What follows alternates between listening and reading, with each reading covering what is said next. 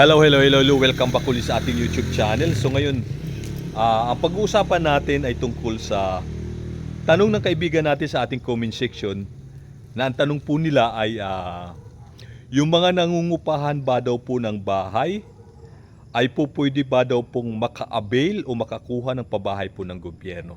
Yun po yung tanong po nila. So ayan, nakikita nyo sa screen yung mga tanong ho nila. Ayun po yung pag-uusapan ho natin. Okay?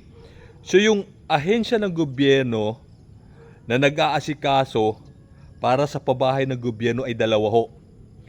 Isa po yung NHA, National Housing Authority.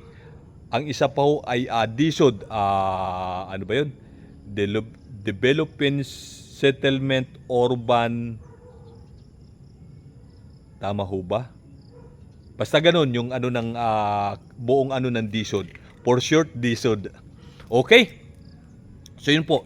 Itong mga pabahay ho na to na nakikita ho ninyo, ito po ay under po ng NHA. So nang mag-manage po nito ang namamahala para maipatayo ho ito ay National Housing Authority or NHA. So ang mga nakakabil po dito ay informal settler, mga naapektuhan na mga project ng gobyerno ng Pilipinas, mga nasusunugan, no? Sila po ang karaniwang nakaka-avail sa mga pabahay na to na inyo pong nakikita sa ating likuran yung background natin. At yun, yung isa, no? Para doon ho sa mga nangungupahan, hindi ho kayo makaka-avail ho nito. Hindi po kayo makakakuha ng mga ganitong klaseng pabahay na under NHA. So yun po yung isa. So yung mga nangungupahan, base do sa mga napapanood natin, ina-advertise ng DSUD. So sa bagong programa ngayon ng gobyerno ng Pilipinas regarding sa pabahay na ang namamahala naman o yung mamamahala naman o magpapatayo naman ho nito ay yung DSUD naman po na tinatawag na ahensya ng gobyerno. So ang mga pabahay na yun ay mga high-rise building ho. Mga parang condominium po yung style. So ganun po yung mga pabahay po na yun. So yung mga nangungupahan, sa pagkakaalam ko po, ay po pwede po kayong maka-avail base po doon sa mga patalastas ho nila. Sinasabi nila yung pabahay po na yon ay para sa mga mahihirap at pinakamahirap. Pero nagkaroon lang ako ng pag-aalinlangan na hindi po talaga yun para sa mga mahihirap at pinakamahirap kasi meron din tayong mga kaibigan sa ating comment section na nag-comment sila na ang sabi, nagpunta na daw po sila sa DSUD, no? At para mag-apply, pero yung isa sa pinaka-requirements ng DSUD ay yung kailangan po ay miyembro po kayo ng Pag-ibig. Yung ahensya po ng gobyerno din po ng Pilipinas yun. So, pagka nagtrabaho ka ho, no? So, may Pag-ibig na ahensya ng gobyerno na babawasan ka, no? Parang benefits mo para babawasan ka, i-deduct yun sa salary mo at doon po yuhulog sa Pag-ibig. So kung kukuha ka naman ng bahay, kung nagtatrabaho ka sa mga private, no? Ayun yung pagkakaalam ko, yung sa ano ng Pag-ibig na yun. Pero since na meron ho tayong mga kaibigan na nagpunta na daw po sila ng DSUD, nag-inquire doon, nag-apply, ang hinanap daw po sa kanila kung sila daw po ay member ng Pag-ibig.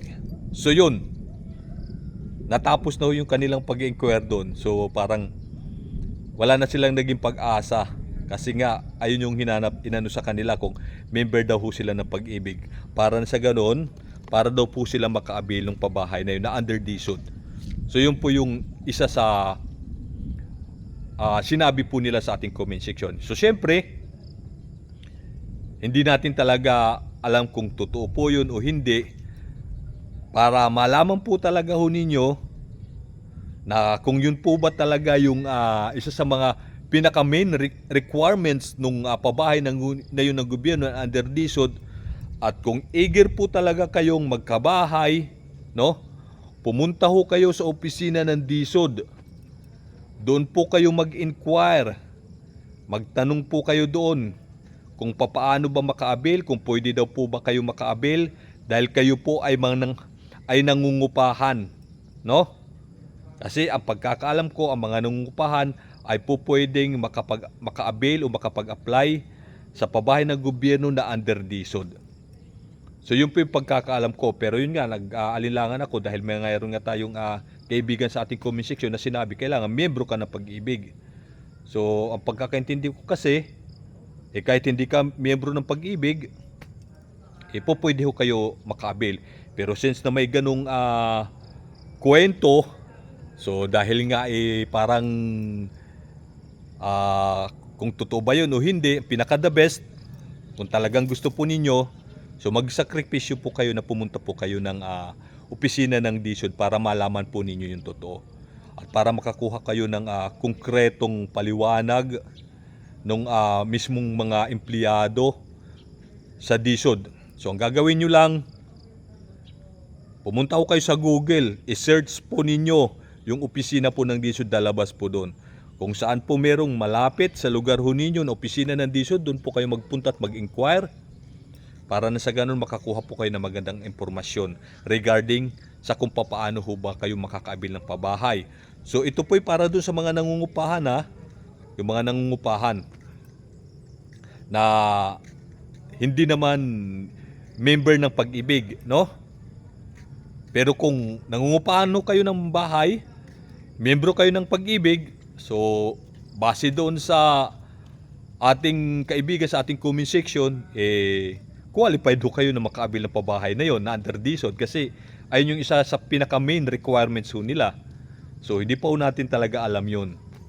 At kung yun ho ba talaga, kung hearsay lang ba yun, kung totoo ba yun. So para malaman ninyo, kung gusto po talaga ninyo mag-avail ng pabahay ng gobyerno na under DSUD kayo pinangungupahan, inquire po kayo sa opisina, magsakripisyo kayong pumunta ho doon para na sa ganon makakuha kayo ng tamang impormasyon. Okay? So kung hindi nyo alam ang opisina nila, i-type po ninyo sa Google, no?